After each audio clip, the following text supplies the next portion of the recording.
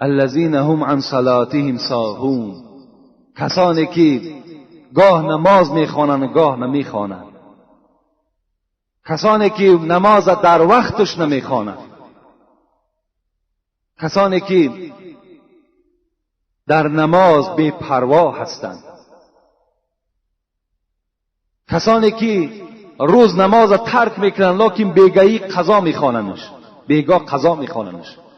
انا همین ویل برای اونهاست، برای کسایی که در نماز بی پروا هستند، برای کسایی که نماز قضا میکنند، برای کسانی که نماز از وقتش گذرانیده بد میخوانند، اینها را خداوند ویل گفت. من ترک صلاة حتی مضى وقتها ثم قضى عذب في النار حقبا. با حدیث خوب توجه کنید. رسول اکرم میگوید کسی که در دنیا نماز ترک میکند ثم قضا، بعد بیگاه که شد قضایی میخوانش، عذب فی النار حقبا، این گونه انسان خداوند در روز قیامت یک حقب عذاب میکرده است.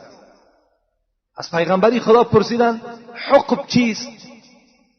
حضرت گفتند 80 سنه. برای یک نمازی که وی قضا کرده است، برای یک نمازی که وی در وقتش بی پروایی کرده است، خداوند در قیامت 80 سال عذابش میکرده است. الحق 80 سنه. پیغمبر گفتند 80 سال برای یک نماز قضا کرده خداوند عذاب میداده است. السنه، باز رسول اکرم دوام دادند، السنه 360 یوما. یک سال پیغمبر خدا گفت میدانین که 360 روز است، لکن حضرت گفتند روزهای قیامت گفتند یک روزش 1000 سال این دنیا را برابر می شود. یک روز قیامت برابر 1000 سال این دنیاست.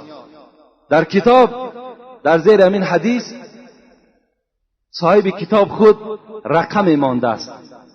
گفته است برادرای عزیز، گفته است بیدار شوین که برای آدمی که نمازش را قضا میکند، برای آدمی که در وقتش نمازش نمیخواند، کار دنیایی برای او با ذوق شوق پیدا میشود و نماز بعداً میخواند، حضرت گفتند 80 را به 360 ضرب کنید و بعداً حاصل این به 1000 ضرب کنید، در آخر برآوردن رقمش 28800 سال برای یک نماز قضا عذاب کرده میشه.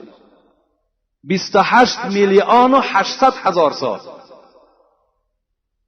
گفتن برای یک نمازی که انسان بی پروایانه قضا میکنه. پس وای به حال بی نماز. وقتی آدمی که در نماز اینقدر بی پروا باشد، قضا خواند، 1000 عذرهای بی معنی را پیش میارد، لباسم بی نماز است، کار مشکل است، آب طهارت نیست، وقت خنک است، بعدا میخوانیمش. وقتی که اینقدر سالی دراز برای عذاب باشد، پس وای به آدمی که در دنیا بی نماز از دنیا میگذرد، وای به حالش. چه عذابی سخت دردناک برای او منتظر است. البته آگاه باشین که هر چیزی که در دنیا شما کاری دید